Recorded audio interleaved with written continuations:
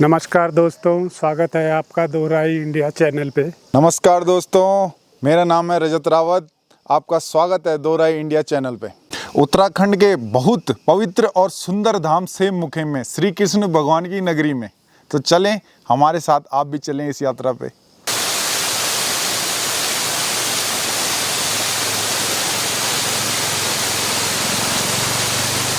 अरे कैसा लग रहा है तुमको यहाँ पे हिमांशु भाई? बहुत अच्छा लग रहा है। हम यहाँ पे धान है, थोड़ा हमें जाना है तो इस वजह से हम लोग यहाँ पे नहा नहीं सकते।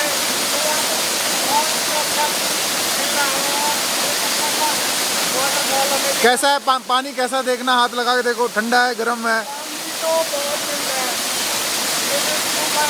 क्या नज़ारे हैं ना यहाँ के, यही तो पहाड़ों के नज़ारे हैं। जय श्री कृष्णा। अभी देखो पानी, ऐसा नज़ारा आपको पूरे वर्ल्ड में नहीं मिलेगा। यहाँ पे तो हम अपने जीवन आप जाओ पहाड़ में घूमने, हमारे साथ बने रहे और हमारे साथ इन चीज़ों का इंजॉय लेते रहे। ऐसा आपको कहीं नहीं मिलेगा देखने को जो हमारे पहाड़ों में मिलेगा। जो दोहराई इंडिया आपको दिखा सकते हैं।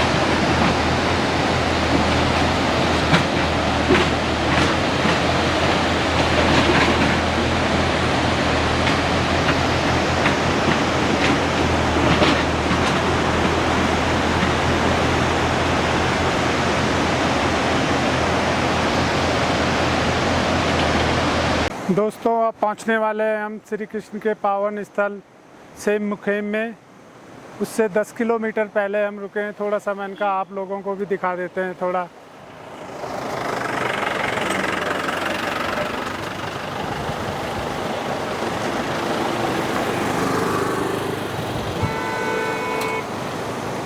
अब पहुंच चुके हैं हम सेम मुखेम धाम में। यहाँ तक था मोटर मार्ग, अब है पैदल रास्ता। पैदल रास्ता भी दिखा देता हूँ मैं आपको। ये पैदल रास्ता है, यहाँ से ये सीधे ऊपर जा रहा है। अब यहाँ से हमें पैदल रास्ता तय करना है कम से कम 2 या 2.5 किलोमीटर। साथ में है हिमांशु चौहान भाई, हाय। सब जानते होंगे, और शीशपाल रावत, ये हमारे नए साथी है। अब हम तीनों ये ट्रैक पूरा करेंगे, फिर पहुंचेंगे कृष्ण भगवान की नगरी में। फिर वहाँ बताएंगे आपको जो भी वहाँ के बारे में कई चीज़ें हैं। चलिए आपको लेके चलते हैं। आप कुछ बोलना चाहोगे? नहीं, बस मैं ऊपर ही बोलूँगा जब हम श्री कृष्ण भगवान के दर्शन हो जाए। कुछ तो बोले यार। बस बोलना क्या है यार, अभी तो बस चल रहे हैं ट्रैक पे। एक थक बहुत गए हैं, अभी मात्र 20-25 कदम चले पर थक गए। बहुत बुरी हालत हो गई इनकी। शीशपाल रावत तो बहुत फूल रहे हैं, सांस फूल रहा है इनका। अरे आप कुछ बोलोगे? अब पहुंच चुके हैं हम श्री कृष्ण की नगरी में। और क्या क्या क्या इरादा लेके आए, क्या मन्नत मांगनी है आपने यहाँ से? कुछ तो सोच के आए होंगे दिल में आप। पहली बार आ रहे हो आप यहाँ? वो मन्नत बताई नहीं जाती ना। बताएंगे जब मांगोगे, जब रखी तो है ना मन में कुछ। रखी हुई है, मन्नत क्यों रखी? चलो ठीक है दोस्तों, आपको लेके चलते हैं। अब ऊपर मिलेंगे सीधे मंदिर में, वहाँ दिखाएंगे आपको, ठीक है? तब तक मिलते हैं थोड़ी देर। कहाँ की जल्दी है? मंदिर में जाने की। मंदिर में जाने की मतलब श्री कृष्ण भगवान के पक्के भक्त हो आप। यहाँ जाना है अभी ऊपर, इतना पैदल चलना है अभी। हिमांशु भाई तो अभी से थक गए। नहीं यार, सच में शीशपाल रावत तो पक्का थक गए भाई। दो दे रखे हमारे पास में। अभी देखो आपको यहाँ जाना है ऊपर, देखो ऊपर, इतना ऊपर मंदिर दिख रहा होगा आपको। तो इसीलिए तो आप मुनीम हो। इन सुंदर से रास्तों से और हरे भरे बनों, जंगल बोलते हैं जिनके लिए, इतने प्यारे रास्ताओं से होते हुए जाते हैं श्री कृष्ण भगवान की नगरी में। लोग बड़ी आस्था रखते हैं और बड़ी आस्था से हमारे भाई हिमांशु चौहान और भाई शीशपाल रावत आए हैं यहाँ पे। और साथ में मैं भी, मुझे तो अपना परिचय देने की ज़रूरत नहीं है, मैं पहले ही बहुत पॉपुलर हूँ। ठीक है हिमांशु भाई, थक गए हो तो बैठ जाओ। अरे थोड़ा बैठ जाओ यार। शीशपाल जी थक गए हो तो बैठ जाओ थोड़ा। ये देखो आज हमें रास्ते में बड़ा जी मिले। बड़ा जी ये ध्वनि संकेत है, ये ध्वनि संकेत है। कृष्ण भगवान के जो पास आना। असली भक्त है ना, ये बड़ा जी है हमारे, श्री कृष्ण के भक्त हैं। यहाँ पे थाली बजाते हैं, लोग बताते हैं कि अभी कितना रास्ता और रह रखा है। थाली बजा बजा के लोगों को बताते हैं, संकेत देते हैं कि अभी कितना रास्ता और रह गया। बहुत हंसमुख चेहरा है, श्री कृष्ण भगवान के अवतार है। ऐसे भक्तों को सल्यूट है। सेम मुखेम डांडा नागराजा मंदिर है जो, वहाँ से 200 मीटर नीचे तक आ चुके हैं हम। वहाँ से देखो नीचे जो सेम मुखेम गांव पड़ता है, कितना सुंदर दिख रहा है। ये देखो चारों तरफ हरे भरे पहाड़ है, जहाँ देखोगे हरियाली हरियाली है चारों तरफ। और बोलते हैं ना, भगवान के दर्शन भी आसानी से नहीं होते, उसके लिए बहुत कठिन तपस्या करनी पड़ती है। और भाई शीशपाल देखो कितने थक गए, सो गए सीधे यहाँ। तो इसीलिए बोलते हैं भगवान के दर्शन आसानी से हर किसी को नहीं मिलते। नहीं शीशपाल आओ जी थक गए आप? बहुत थक लग गई होगी, कहीं भगवान कृष्ण की कृपा है सारी। तो कृष्ण भगवान के दर्शन आसानी से थोड़ी नहीं होते हैं, उसके लिए कठिन परिश्रम करना पड़ता है। हर किसी के नसीब में नहीं होता है। हाँ बिल्कुल बिल्कुल। हिमांशु भाई भी लगभग थक चुके हैं, इनको नींद आ रही है। नींद कोई नहीं, अब थोड़ा सा रह गया बस, रास्ता पहुंचने वाले हैं जल्दी। अब आ गए हैं हम फाइनली श्री कृष्ण के मंदिर में। आइए आपको भी हम दर्शन करवाते हैं। शेम नागराज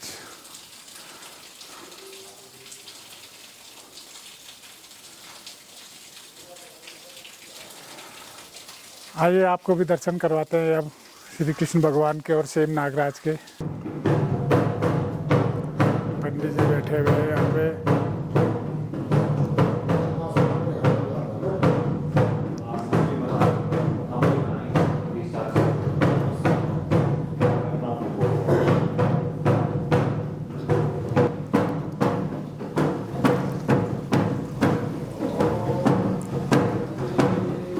पंडित जी आप हमें सेम नागराज का बारे में या खा बारे में थोड़ा सा आप थोड़ा बता दें हमें।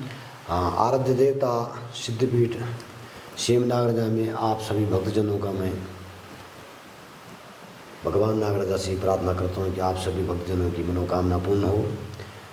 ये नागराजा का जो स्थान है सिद्धपीठ शेम नागराजा, शेम नागराजा इसका नाम इसलिए पड़ा है कि श्याम, श्याम क्या था? भगवान कृष्ण। तो श्याम से श्याम बना है कि नहीं? शेम वन में जो रचित करने वाले हैं भगवान श्री शेम नागराजा। तो भगवान की क्या थी कि 4 द्वारिका, 3 द्वारिका जलमग्न हो गई थी और ये भगवान की जो है उत्तर द्वारिका के नाम से ये जगह जो प्रसिद्ध है।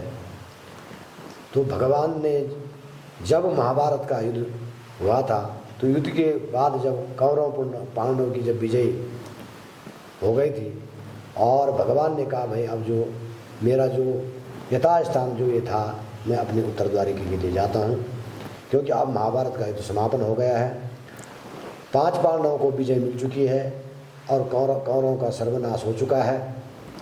अब मैं अपने नितांत एकांत स्थान में जाता हूँ और वो एकांत स्थान मेरा है शेम वन क्षेत्र, जो उत्तर द्वारिका के नाम से जाना जाता है। मेरी उत्तर द्वारिका है और उस उत्तर द्वारिका में जो भी भक्त पहुँचेगा और जो भी भक्त ये गुप्त है वहाँ पे जो दर्शन करने के लिए उसके मन में जो भी कामना होगी, उसकी जो भी कष्ट होंगे, उसके जो भी दुख होंगे, वो मेरे दर्शन करने मात्र से ही, मेरे पूजा करने से ही सब दुख दूर हो जाएंगे। तो भगवान कृष्ण जब चले थे तो आपके वृंदावन धाम मथुरा वन से गुजरते गुजरते जो रात्रि विश्राम के लिए कहाँ आए? कनकल हरिद्वार में आए। कनकल हरिद्वार से चलते चलते वहाँ पे भगवान नागराजा का एक मंदिर है। उसके बाद अपने केदार खंड में, उत्तराखंड की जो सबसे पहले रात्रि विश्राम के लिए कनकल में पहुँचे। उसके बाद दूसरी रात्रि विश्राम के लिए आपकी यमुनोत्री खरसानी में पहुँचे, जहाँ जो यमुना माई यमुना माई जी के यहाँ रुके, यमुना माई जी के यहाँ रुके, और इस प्रकार चलते चलते चलते चलते जो यहाँ पे साधु का वेश धारण किया। साधु का वेश धारण करने का भगवान का ये था कि मेरा एकांत स्थान में, क्योंकि जो जमुना जी है, जमुना जी में जो नाग था कालिया नाग, उस कालिया नाग का उद्धार भगवान ने जो जब किया था तो उसको रमणीक द्वीप इस नाम को कहते हैं। रमणीक द्वीप सेम वन क्षेत्र में यहाँ भेजा था, जो उसको यहाँ क्या उसका उद्धार किया था, उसको क्या बनाया था, गांगुरमोला, इसका मंदिर ये है बगल। तो गंगुरमोला के कहा कि भाई तेरे जो मेरे जो ये है, इस प्रकार से तू वहाँ राज करेगा और वहाँ जो प्रजा की सेवा करेगा, दुख दीन दुखी जो होंगे उनकी तुझे नागराजा की इस प्रकार से जो ये प्रगटशिला है, इस प्रगटशिला में गंगुरमोला जो वही पहले दर्शन हुए थे, और जो भी भक्त आता है इसके दर्शन करने से सारे कष्ट दूर हो जाते हैं। ये नागराजा का जो विशेष है। पंडित जी एक बात है, जो यहाँ पे बड़े बड़े पत्थर हैं नीचे, हाँ, तो ये गंगुरम कुछ कथाएं हैं बताएगी है श्री कृष्ण भगवान के बारे में कुछ बताओ। हाँ, वो ये है ना कि गंगुरमोला जी जब जो कालिया नाग का जब उन्होंने उद्धार किया था, क्योंकि जा जमुना तो जमुना छोड़, ग्वाल बालों के संग जो एक बाना था भगवान कृष्ण का, कि ग्वाल बालों के संग जो गेंद खेल रहे, तो गेंद का एक बाना पड़ना था जमुना जी, क्योंकि कालिया नाग का उद्धार करना था। तो प्रजापति तो सारा वहाँ बड़ी दुखी थी, किसी की जमुना जी विषैली हो गई थी। अब वो भगवान को पुकार करने कि हे प्रभु, हमें जो पानी का पीने का पानी भी बड़ा दुर्लभ है, अगर जमुना में जाते तो वहाँ कालिया नाग खा जाता, हमारे बाल बच्चे, हम कपड़े धोने जाते कुछ जाते, हमें तो बड़ी परेशानी है। तो इस प्रकार भगवान ने अपना बाल रूप धारण करके उन पर जमुना जी के जो लोग थे उनके साथ गेंद खेली, क्योंकि गेंद का बाना क्या, और गेंद के बाना से उन्हें छलांग मारी जमुना जी में। तो जमुना जी में वहाँ कालिया नाग था, सारा जमुना जी के प्रजा रोने लग गए कि अरे यहाँ तो अब उस बालना को खा जाएगा कालिया नाग। उनको तो पता नहीं था कि भगवान ने तो अपना स्वरूप बना रखा था, किसी को पता नहीं लगी। कालिया नाग के पास गया, कालिया नाग ने कहा आज शिकार आ गया बढ़िया, मैं तो यही चाह रहा था, यहाँ तो कोई पानी के लिए भी नहीं आ रहा था। तो जब वहाँ गया तो कालिया नाग से भगवान ने युद्ध किया तो वो विराट रूप दिखाया। तो कालिया नाग, क्योंकि भगवान तो है भक्त वत्सल है, राय थे पर्वत करे पर्वत राय माए, राय के दाने को पर्वत बना सकता है और पर्वत को राय को दाना बना सकता है। फिर नतमस्तकों को कालिया नाग नतमस्तक हो गए, कहा भाई तुझे तो जमुना जी में इसलिए रखा था कि अपने स्वच्छ ढंग से रहेगा, लेकिन तूने तो यहाँ जो सारा गंदा मान कर दिया। तब कालिया नाग जो नतमस्तक हो के भगवान से प्रार्थना करने की, प्रभु मैं आज जान गया।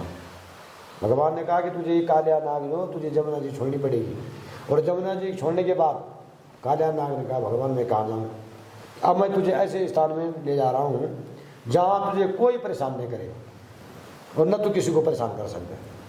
कहा कि भगवान मैं इसी रूप में रहूँगा हमेशा, मेरा उद्धार कर दो प्रभु। तो भगवान तो भक्त वत्सल है। मैं कहा तेरा उद्धार क्या करें, तो कहा कि चलो एक बार तुझे दूसरा मौका देते, तेरा उद्धार करते हैं। जहाँ मैं तुझे जो रमणीक द्वीप से मुखे में जो मेरा उत्तर द्वार का क्षेत्र कहलाएगा भविष्य में, मैं पहले तो उसकी परीक्षा के लिए तेरा जो मैं तुझे वहाँ राजा बना देता हूँ। तो राज कैसा करता है, फिर भी तेरे को कहीं मोह है तूने होता। तो यहाँ उसको जो राजा बनाया, तो यहाँ गंगुरमोला का राजा चला। उसके लाखों गाय थी, भैंस थी, बकरी थी, क्या नौकर थे, चाकर थे। तो ये सारे जो ये पत्थर आपको दिखाई दे रहे हैं, कोई छोटा है, कोई बड़ा है, कोई भैंस का आकार का है, कोई गाय का आकार का है, जितने भी पशु सारे जो उनके जो क्यों क्या, क्योंकि भगवान फिर जो वही जो मैंने यमुनोत्री वाली बात कही वहाँ गए, तो वहाँ तो केवल गंगुरमोला जी का परीक्षा लेने के लिए आए। तो साधु के वेश धारण करके आए, माँ यमुना जी से मिल के आए कि माँ मैं उधर जाता हूँ, मैंने तो उसको राजा बनाया था। जब आया तो सबसे मुख्य पैर पड़ा था मुखेम में, इसीलिए इसका नाम है से मुखेम। श्याम मन तो हो गया श्री कृष्ण का और मुख हो गया नागराज का, तो से मुखेम इसीलिए प्रसिद्ध है। तो जब यहाँ आए तो साधु के वेश में, तो गंगुरमोला ने भगवान को भी नहीं पहचाना, इतना अहम हो गया था। क्योंकि भक्त हो चाहे कोई भी हो, जब किसी को अहम हो जाता है ना, तब वो किसी को नहीं देखता। आखिर में तो भगवान डोर तो भगवान के ऊपर है। तो जब आए तो गंगुरमोला से बोला, उन्हें कह रहे महाराज तुम यहाँ कहाँ आ गए, यहाँ साधु संतों के लिए नहीं है मेरी भूमि में। उन्होंने कहा महाराज मैं ये कुटिया बनाना चाहता हूँ, यहाँ पे मुझे कुटिया की जगह दे दो और मैं यहीं पे थोड़ा मैं कीर्तन भजन कर लूँगा, फिर दूसरे रात चले जाऊँगा। उसने कहा यहाँ तो आपको एक तृण जगह नहीं मिल सकती है, यहाँ साधु संतों के लिए नहीं। इतना अहम जो गंगुरमोला का हो गया था। फिर भगवान ने अपना विराट रूप दिया। विराट रूप आज जैसे ही गंगूराम ने देखा, अरे तो प्रभु जी, मैं तो भूल गया कि इनकी पुण्य प्रताप से मैं ये कर रहा हूँ। अब कहा अब कुछ नहीं हुआ, सीधा श्राप दे दिया। गाय भैंस बकरी वगैरह श्रापित हो गए सारे, जो सभी पत्थर है, सारे पत्थर। वो तो इसलिए जो ये हुआ कि उनकी जो घरवाली थी मैनावती गंगूराम जी की ना, तो वो बड़ी भाव भक्ति की थी। कहते नहीं कि परिवार में कोई भी अगर भाव भक्ति से है तो और लोग अगर कोई कुछ भी कर रहे हैं तो उस भक्ति से परिवार भी बच जाता है। तो मैनावती जो थी उसकी भक्ति को भगवान भूल नहीं पाए, इसलिए कहा नहीं तो मैं तेरा तो मैं सर्वनाश कर ही देता, तुझे भी मैं छोड़ता नहीं।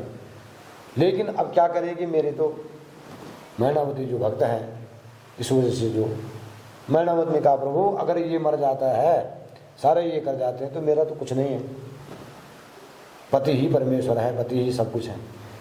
तो इसलिए भगवान तो ऐसा है कि फिर दीन दयालु है, अगर भक्त गलती भी करता है तो उसको माफ़ भी करता है। तो भगवान ने कहा मैं अभी भी तेरे को मौका देता हूँ। मैनावती ने कहा प्रभु कोई मौका नहीं देना, बस हम ये चाहते हैं कि बस हम तुम्हारी भक्ति में लीन हो जाएं, बस हम आपकी भक्ति करते रहें, इसी भक्ति से जो भक्ति में शक्ति है। भक्ति में शक्ति, फिर अपनी भक्ति शक्ति करते रहे। और मैनावती जी फिर मैनावती के लिए कहा चल अभी भी मैं तेरी भक्ति से इतना प्रसन्न हूँ, तेरी भक्ति से। कह गंगूराम ने जो कर दिया, अब तू वरदान मांग, तुझे क्या चाहिए। तो मैनावती ने कहा प्रभु एक तो जीवन पर्यंत मैं आपके साथ रहूँ, आपके चरणों में रहूँ, और दूसरा मेरी कोई संतान नहीं है, मेरा वंश खत्म हो जाएगा।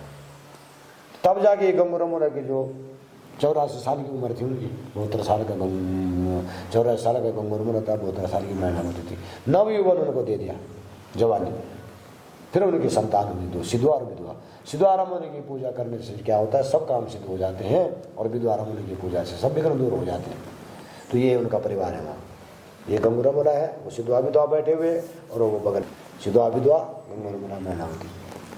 बहुत बहुत धन्यवाद पंडित जी आपको। उनका परिवार है। इस प्रकार से भगवान ने कहा। और ये जो शिला है ना यहाँ पे जी, इसी शिला में गंगोत्री में भागीरथ ने तपस्या की थी सहस्त्रों करोड़ों वर्ष तक।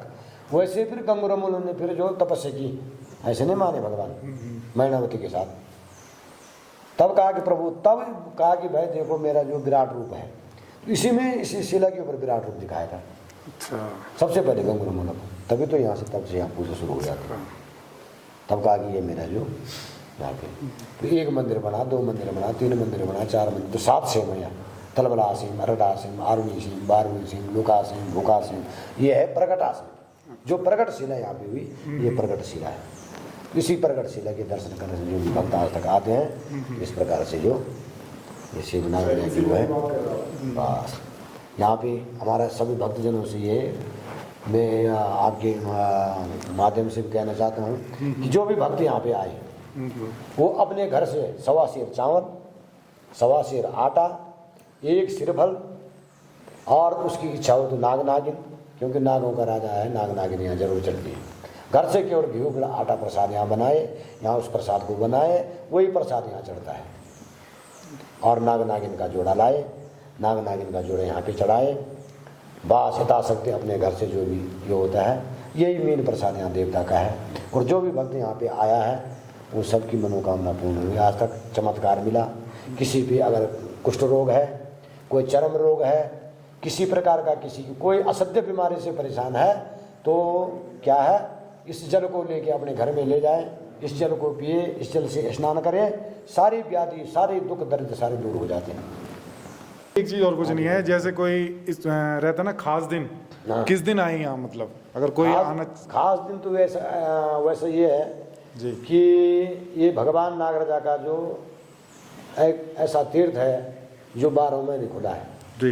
नहीं फिर भी एक रहता है ना कि स्पेशल दिन उस दिन और जाएं। इसका तो ये है, इसीलिए है कि सारे धामों में से ये धाम ऐसा है कि 24 घंटा आप इसके दर्शन कर सकते हैं। जी जी जी किसी भी टाइम को यहाँ आ सकता है। जी। खास दिन इसमें जैसे नागपंचमी हो गया, जी कृष्ण जन्माष्टमी हो गया, जी बैसाखी हो गई जी है, शिवरात्रि हो गई जी है कि नहीं, और बाकी आपके बैसाख जेठ आषाढ़ तो इसके सारे दिन, वैसे सब 12 महीने इसके खास दिन है। पर विशेष पर्व जो मनाए जाते हैं, कृष्ण जन्माष्टमी, शिवरात्रि हो गई, नाग पंचमी हो गई है कि नहीं, और आपके नवरात्रि में हो गई, नवदुर्गा का जब पूजन होता है, तो इसके खास दिन वैसे भक्तों के लिए। और भगवान का जो घर है वो 24 घंटे दरवाजे खुले, 24 घंटे और 12 महीने खुला। 12 महीने खुला है। बहुत बहुत धन्यवाद पंडित जी आपका, आपने हमें थोड़ा समय दिया और श्री कृष्ण भगवान के बारे में इतना कुछ बताया। हमें भी बड़ी प्रसन्नता हुई और आप लोग इस प्रकार जो भगवान की आप एक कृपा बना के रहे। ठीक दोस्तों, आपको कैसा लगी हमारी वीडियो, इसका रिव्यू आपको ज़रूर देना है। बहुत मेहनत करते हैं हम ऐसी वीडियो बनाने के लिए। आज हम आए थे श्री कृष्ण भगवान की नगरी में सेम मुखेम। बहुत पॉपुलर जगह है, जो जानते हैं उनको पता है, जो नहीं जानते हैं तो उनको हम दिखा रहे हैं कि क्या होता है, क्या है सेम मुखेम। ठीक है, अगर हमारी वीडियो आपको पसंद आए तो हमें बहुत सारा प्यार दें और अपना बहुत सारा सपोर्ट करें, जिससे हमारा हौसला बहुत आगे बढ़े। धन्यवाद। जय श्री कृष्णा। जय श्री